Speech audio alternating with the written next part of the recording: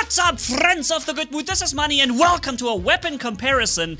Incinerator versus Scorcher versus SCALD in a split screen to compare them really how much damage and how fast they trigger the bump effect. We're using the Golem because it's the only robot in the game that can fit all three types of weapons, and you see this is the stats of the maxed Incinerator, okay? And you also see there's a different number of accumulation, so how fast it gathers the effect on the enemy target. And so yeah, let's keep going, guys. Here we go. Beginning. You see the damage is going at all setups at the same time. The heavy weapon to the left, the medium weapon to the middle, and the light weapon to the right. Right now the heavy is in good lead, medium and light are very close together. So yeah, seems like heavy is gonna make it in now. Alright, that's all the same Leo. 23 seconds took the heavy Incinerator. The medium Scorcher seems to be next. However, the light one, look, at this point, the light one actually was in the lead. Did you see that? That's very interesting. So I think that the light weapon somehow triggers the bump effect more often, or somehow it's allowed, it took the lead over the Scorcher. However, due to the bump effect coming in now from the Scorcher, its Scorcher was actually 3 seconds faster, but it's still interesting that at a certain part in time, the light weapon actually did more damage. So running 4 SCALDs on a Blitz, for example, is not really inferior to running 4 Scorchers on a Leech or a Typhon. That's very interesting, especially since the Blitz is more aggressive, it's a faster robot, and overall a little bit more dangerous in my opinion. Also, something I want to show you here, since this is a testing ground video, where I want to showcase the gameplay as well as make some first-hand experience with you. Do you notice that we're fully bypassing the blue Ansel shield? Here comes a shell robot with Ansel shield, okay? And he should be protected from the rockets. However, I think that Pixonic counts those weapons as flames. And remember, Ember also goes right through the energy shield, and that's maybe why they went with a shield bypass. The only shields that will actually effectively block this weapon are the Aegis shield, and of course, the Absorber shield. By the way, if you enjoy this type of content, ladies and gentlemen, and you haven't yet subscribed to the channel, then consider doing this now. And also leave a thumbs up for me, guys, if you found this video helpful or just entertaining in some way, okay? Alright, so now Overdrive is active. I have 300% weapon damage right now going on. Every time I activate the lockdown module, I will have the drone intensified damage and the overdrive going at the same time. So let's go and show him what that means. Okay, bam, bam, bam, bam, bam. Look how fast he goes. He even had resistance, 80% resistance on that thing. And I didn't really care much because A, I do a lot of damage and extra damage, and B, the actual explosion bump meter ignores resistance, right? So whenever somebody has resistance, like a Fenrir or a Blitz robot, a Mender, a Phantom, you know, there's tons of resistant robots, also Titans. You don't really care much about the resistance in terms of the bump effect. You will lose damage output from the regular weapon damage, so the direct hits from the weapons will deal less damage. But whenever the bump effect fills up, that thing will deal full damage no matter what. Okay? And that's also a very interesting thing to note. I think I did say that a few times already in the past, but since it's a video dedicated to analyzing these weapons, it needs to be said again here for sure. And I just deleted that Hawk pretty much instantly here, and there goes the rest of him. Boom. And despite me having very small amounts of HP now, I'm still able to carry this match big time here with this much damage output of the 300% improved Scorchers. We will also be seeing the heavy Incinerator in this video, right? There will be a Falcon coming up, 3 times Incinerator. So stay tuned for the rest of this video as well, in case you want to see the heavy version as well. Oh, look, this guy wanted me, but I'm like, thanks for the Beyond Godlike, bro. This guy's gonna get a bump explosion now. There it is. Boom, bump effect. And I'm still in the game. Thanks to this shield, I didn't even take damage right here. And guys, if you like, no, wait, I already said this. What do I want to say? Oh yeah, if you like to see more gameplay from this, that's what I wanted to say. I already did make a lot more videos. I made a special video on the Auchun. I call it the Stealth Bomber, okay? I made a behemoth video, 4 times the heavy Incinerator jumping around and firing at the same time with a jump unit. Guys, check it out. Those links are in the video description and the pinned comment for you. And also in the top right corner if it's supported on your device. Then go ahead, use the direct link and check out these other videos with those new type of weapons. And there will also be a video coming up where I tested on the Blitz robot, so only light weapons in action then. So plenty of content to really find out how good these weapons are on various different setups. And I think on the Hawk right here with 3 times overdrive and the drone intensified damage doing triple damage, you can delete people. Look, I just killed something that I wasn't even aiming at. Because A, there is a splash damage on the weapon itself, and B, when the bump effect triggers, and it triggers every 3 seconds or 2 when you fire this many bullets or shots at him, then it triggers like bump effect, bump effect, bump effect. And it does that 3 times or so, and every bump effect triggers a massive splash radius too. And that's why I just killed someone else that I wasn't even aiming at. He was just at the wrong time, at the wrong place, basically, right? So, yeah. That's something you can do very well with these weapons. Now, there was a question in the comments section from you guys. You asked, is it better than Avalanche? Like, comparing the Incinerator versus Avalanche, right? And I think yes. I think it is better because you have the bump effect. That part ignores resistance, because one thing that the Avalanche has a decent amount of, a very good amount of splash radius. It has a good amount of damage output, and it recovers its weapons also very quickly. The downside is there's nothing that will allow you to bypass resistance, right? And in today's meta, having something that will allow you to bypass resistance is like the most important thing almost. That's why Gauss is better than Ballista. That's why things like corrosion are becoming more and more relevant in the game now, because so many things, including all the titans and the many robots, are utilizing resistance, and not being able to bypass that in any way is actually pretty bad. So here, waiting for his... Here, there he goes. 300% damage now, and he takes a lot of damage. Look, the bump effect fills up and gives him a big hit every time it does that. And therefore, yeah, I think that's the reason why I would score or place the new Incinerator above the Avalanche. Not because of the weapon performance itself per se, but rather because of the resistance breaking bump effect. That really makes a difference here. Boom, again, I bump effect in there and hit everyone in this vicinity.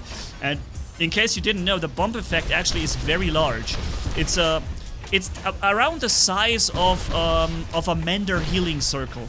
Around this size is the bump effect, so much larger than any splash radius from any weapon in the game. Not even the big Tsar rockets have this much of a splash radius than the bump effect.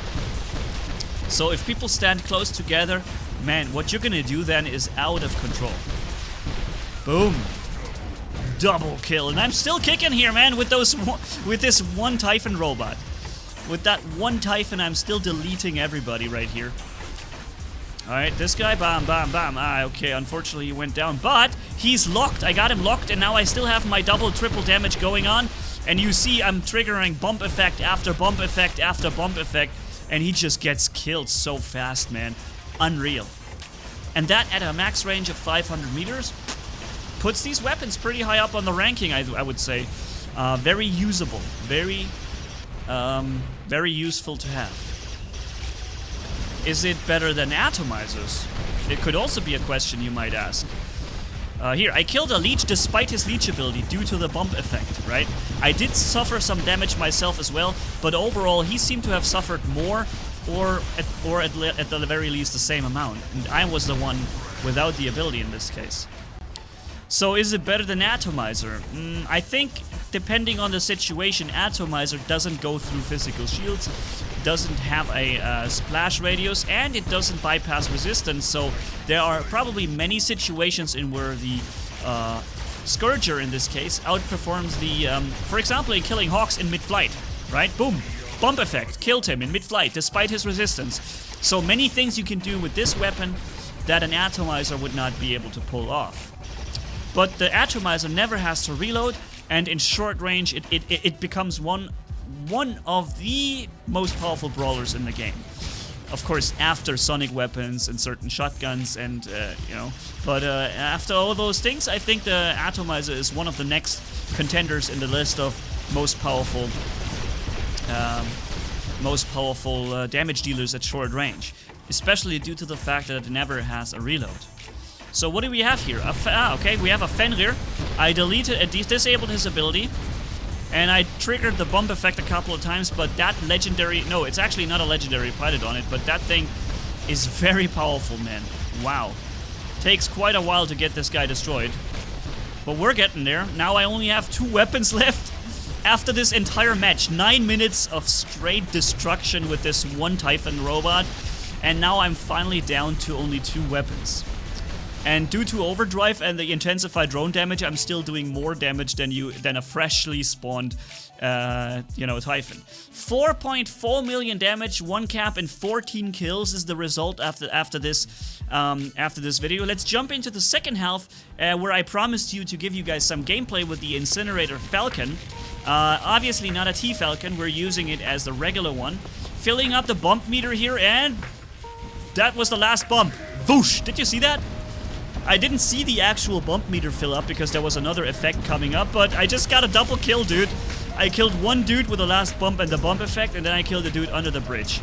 And now we have a Scorpion on me, which is not too bad because I can take a bit of a beating here. I'm a Falcon. Excuse me. Those things are not so easily killed. And here we have a Leeching Leech coming up. He's gonna activate his leech ability now, but those many bump effects, you see every time his HP takes a chunk. This shows it very well here, I think. Every time I'm switching to all 3 weapons and start firing, you see he's taking little damage because he's leeching. You see the leech beam here, slightly. There's a slight line, that's the leech beam. So he's taking very little damage from the direct weapon hits, but every time his HP takes a chunk, that's when the bump meter filled up. Boom! Again, that's the 3rd time already that the bump meter filled up, right? I have also taken a lot of damage myself because he redirected his leech beam to me, and he also hit me a little bit in between. But overall, I still think that was a very valuable thing to do. That guy is trying to hide behind the wall, but he's getting filled up his bump meter, and also I'm hitting him directly with the splash radius around the wall. So, just to point this out again, the splash damage of these weapons is very small. So if people are hiding around the corner, very often you may not be able to hit them unless they stand directly at the corner. But at least you can do it, right? It is possible. An atomizer can't splash at all. And this weapon can do it despite the small splash radius. I'm actually opening here both weapons now, because he starts to lose weapons. He's low on ammo, so I can deploy my weapons. Jump up here, and from there, for another 3 seconds, hit that Ao Chun down there pretty well. Almost gotten him down to last stand. Unfortunately, almost is not good enough. Alright, let's recharge. There will be a Titan spawning in, an Ao Ming, I think. Yep, there's an Ao Ming Titan coming in from the other side, and I'll be having some fun with him. But for now, I'm deleting some Ao Chuns first. Look how fast they go down, dude, from this Falcon. It's insane. Boom, bump meter, and there he goes. And the other guy I also dropped really far low. He's got maybe 15%. Ah, okay, well, maybe he healed, but he had low HP before. So I was considering to jump after him, but then I saw someone is coming from there. And somebody just killed my target to the left. A Scorpion probably jumped on him. So it's good that I chose this guy as a target. It's a Fenrir. And I can do them some nice resistant breaking hits on him. However, the Fenrir seems to be the one thing that is almost not dying, right? I don't know why the Fenrir seems almost immune to the damage. Even a Titan seems to take more damage from this. Here, triple damage active. Or actually, wait a minute. It's only double damage because... yeah, we have only... we have no overdrive on this one. But every time that bump meter is up, you see, boom, a massive chunk of HP going away. Now I'm stuck here. right? I'm walking forward. You can see in the thing. I'm walking forward. I just can't leave. And I'm getting hit now, so I'm starting to feel a little bit of a pressure to get down myself in cover. And, yeah, so... Ow, he's hitting me pretty well. Jumping up now, double damage activated. Boom, boom, boom, boom, boom. Bump meter filled up once. And here comes the Fenrir, which is a bit of a problem. He's gonna kill me now. I have only the middle finger left at the end. Here, look. Hold on. There it goes. One weapon goes, second weapon goes, and the middle finger is left. Oh, man. Alright, so... Jumping into one more setup for a bit, a medium version, the Bulgazari with 3x Scorcher. I thought like, okay, let's make one more setup. What thing have I not used in a very long time? And then I saw the Bulgazari and it's like, okay, that's my choice for now. So yeah, again, hopefully guys, you had some fun watching this video, right? Tell me what you think on the comparison. Were you surprised to see that the light weapon was actually able to kind of outperform the medium, at least for a certain time, even though in the end the medium won because the explosion finished him off? But if the next explosion of the medium Scourger had not been enough to kill them, then the next explosion from the light weapon would have actually killed him first, before the Scourger. And that's just a very weird thing to see, since it's a medium versus a light weapon, and medium should always, you know, be more powerful than the light. The heavy weapon, no doubt, was in a big lead compared to the others, right? So let's see, 3.5 million damage with the Scorpion here. No, Falcon. Falcon it was. That's right. So thanks for watching, guys. Have a good one. Manni signing off. Bye-bye.